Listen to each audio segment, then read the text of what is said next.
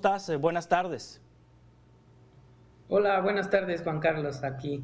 Saludos. Gracias, Miguel.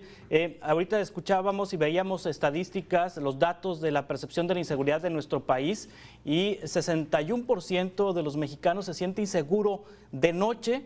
Hay estados, obviamente, que tienen una percepción mayor de inseguridad. La Ciudad de México trae el 72% de noche, el Estado de México 71%, Morelos 68%, Guanajuato, Quintana Roo, y ahí se va la lista de la percepción de personas que temen salir de noche porque pueden ser víctimas de delito. Pero la pregunta es, Miguel Garza, ¿la percepción es igual a realidad? Es decir, si el nivel de percepción es equiparable al nivel de delitos que se cometen de noche en nuestro país. Sí, claro. No, Juan Carlos, fíjate que no necesariamente el nivel de temor o de percepción de inseguridad que tiene una persona en nuestro país quiere decir que ese número de delitos sea el que existe, ¿no? De hecho, el número de victimización, se le llama el número de víctimas del delito, sale mucho más bajo que el de la percepción. Es mucho más el temor y obviamente se incrementa en lugares solitarios y en la noche. No quiere decir que porque es percepción pues no ocurra nada, ¿no? La mayor de las veces ese temor, esa percepción de inseguridad pues está sustentado en lugares en donde ha ocurrido algo.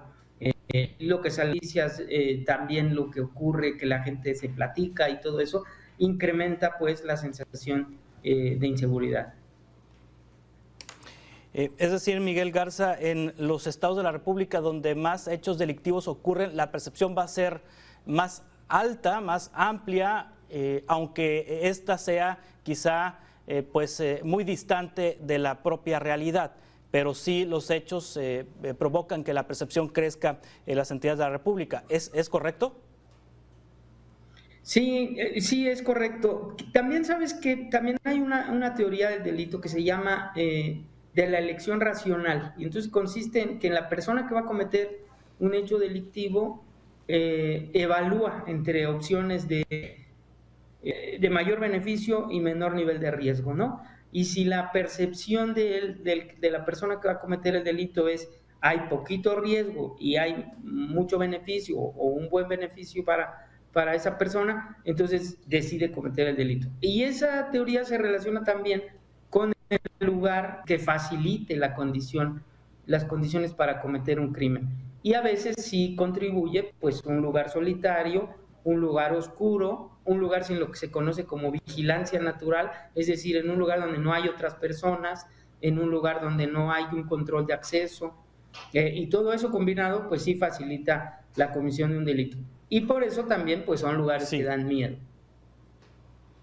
Alumbrado público deficiente en una ciudad, en un municipio, provoca más hechos de inseguridad, supongo.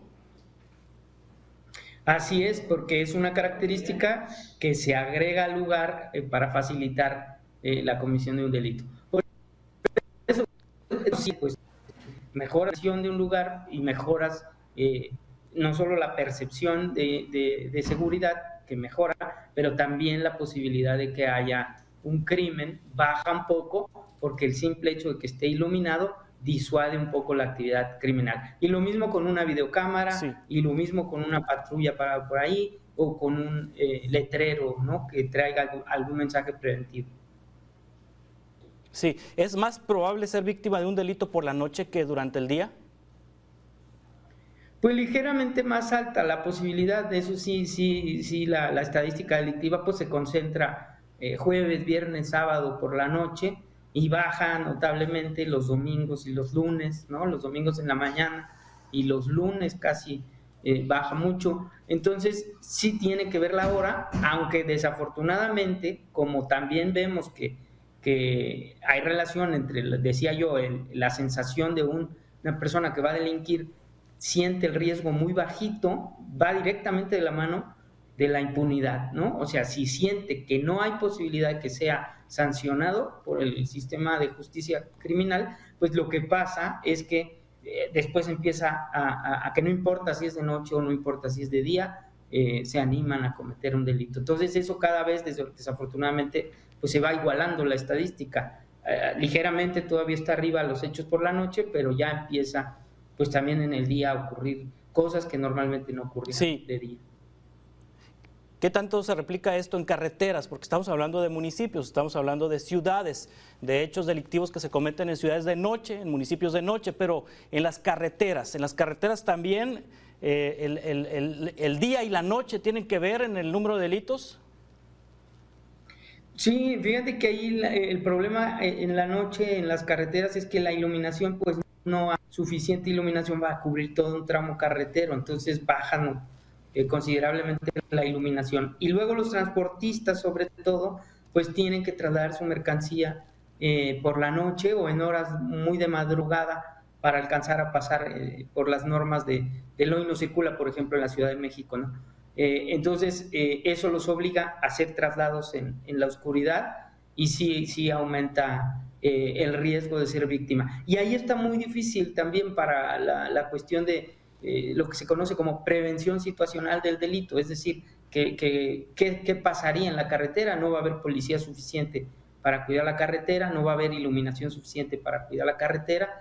Ahí, digamos que una de las opciones es una cosa que es muy difícil, pero es el entramado social, es decir, la propia comunidad recuperando los espacios, comunicándose mejor y lanzando un mensaje más poderoso de que estamos organizados aún entre transportistas en la carretera para que quien delinque tenga una sensación de mayor riesgo si comete un delito.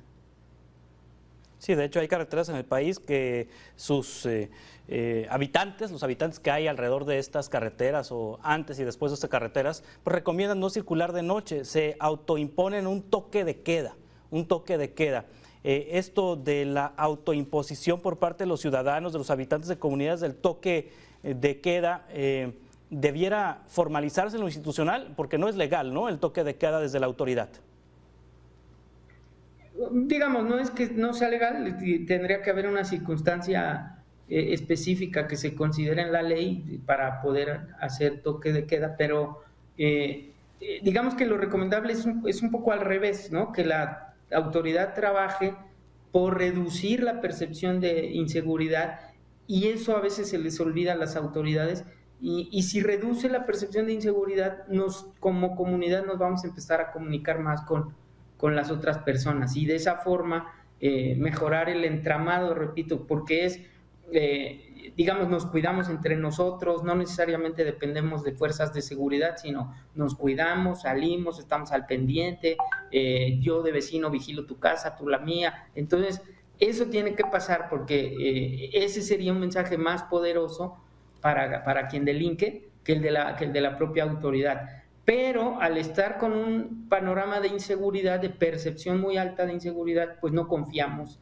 entre las personas, no confiamos en el vecino, no confiamos en el transporte público, la gente no se habla, ¿no? Se sube alguien y si saluda, pues hasta lo ven raro. Entonces eso tiene que cambiar, porque ese mensaje se manda al revés. Cuando está una persona aislada, se incrementa la posibilidad que sea víctima. Cuando una persona camina en la calle acompañada de otras personas, reduce la posibilidad de ser víctima, y si va sola, pues lo aumenta. Y esos hábitos son sencillos, pero no los tenemos, ¿no? Una persona que llega a la parada del camión cuando regresa de trabajar, y organizarnos, caminar en grupos y dejarlas en sus casas a las personas, y luego regresar por más personas y así. Entonces caminar en grupo constantemente, aunque no nos conociéramos, eso mejoraría mucho la situación de inseguridad. Pero como nos aislamos y vamos solos, pues nos colocamos en mayor riesgo. ¿Qué mecanismos puede implementar un gobierno para aumentar la percepción de seguridad? Es decir, que las personas tengan confianza de salir a las calles. Ahí sí, primero, obviamente, demostrar resultados de seguridad, mejorar sus sistemas de prevención situacional, focalizar su patrullaje y focalizar su estrategia en lugares de incidencia delictiva, o sea, donde sí hay victimización y donde hay percepción de inseguridad. Ahí más bien rescate de espacios públicos, luminarias, mantenimiento del espacio público, es decir, que la gente sienta que se está ocupando ese espacio, y además pues estrategias para ocupar como tal el espacio público, que eso ni en la escuela nos lo enseñan, ¿no? Recuperar el espacio público para que lo hagamos de la comunidad y desplacemos comportamientos criminales o comportamientos de desorden social, ¿no? Consumo de droga en la vía pública, venta de droga en la vía pública, que podrían desplazarse si la gente ocupáramos el espacio de formas más adecuadas y de manera más habitual, ¿no? Hacer deporte, hacer actividades culturales y recreativas en el espacio público. Y a veces sí es del gobierno la responsabilidad, pero también de las personas, porque a veces rehabilita el gobierno un espacio y después como comunidad lo volvemos a abandonar y dejamos que otros los ocupen. Sí, existen municipios o estados en el país que pudieran ser ejemplo para otros municipios y otros estados en materia de aumentar la percepción de seguridad, sobre todo cuando se trata de temas de la vida nocturna. Híjole, pues hay lugares donde sale bien evaluado ahorita, por ejemplo, en Nuevo León, en San Pedro Garza, en Guadalupe, Nuevo León, salen bien evaluados en términos de percepción de inseguridad, pero creo que todavía son espacios muy, muy limitados, ¿no? San Pedro pues tiene una estructura de luminarias y de mantenimiento en las calles, pues que no hay en otros lugares del país, pero bueno, digamos que no hay de otra, ¿no? Tendría que hacer mucha inversión en obra pública los municipios para mejorar las condiciones de iluminación, de bacheo, digamos, de planeación urbana. No se hace mucha planeación urbana en los municipios y toda la ciudad va creciendo de forma desordenada y provoca pues problemas de desorden social que provocan inseguridad.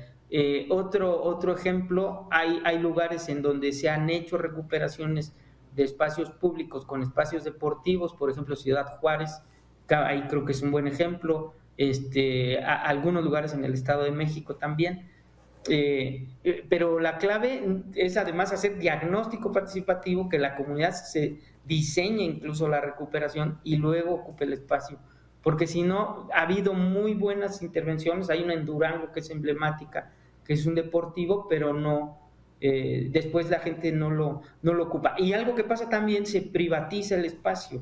Cuando se recupera una cancha deportiva, después se privatiza y ahora se cobra por jugar fútbol, por ejemplo, ¿no? Entonces, híjole, ahí nos falta mucho en términos del camino que hay para recuperar espacios, mejorar la sensación de inseguridad, pero luego cómo entregar, eso no está fácil para el gobierno, cómo entregar el espacio y que ahora la comunidad se haga cargo. Sí, Miguel Garza, director ejecutivo del Instituto para la Seguridad y la Democracia, muchas gracias por tomar esta conversación. Estamos en contacto, si le parece, para futuros encuentros.